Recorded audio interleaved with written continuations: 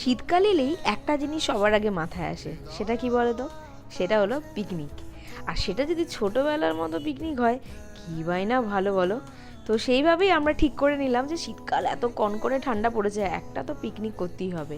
তো আমরা চলে গেলাম আমাদের গ্রামের বাড়িতে, এবং গ্রামের বাড়িতে বাড়ির কাছে তো আশেপাশে প্রচুর মাঠ আছে। তো আমরা একটা ভালো জায়গা দেখে মানে ওটাকে পিকনিক স্পট বানালাম।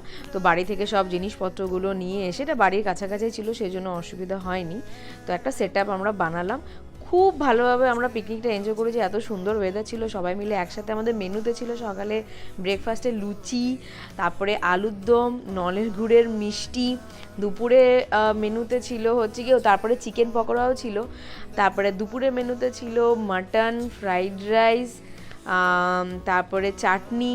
তো একদম সব কিছু মিলিয়ে জমে ক্ষীর। আর কিছু ছবিও তুলে নিলাম, এত সুন্দর পরিবেশে ছবি না তুললে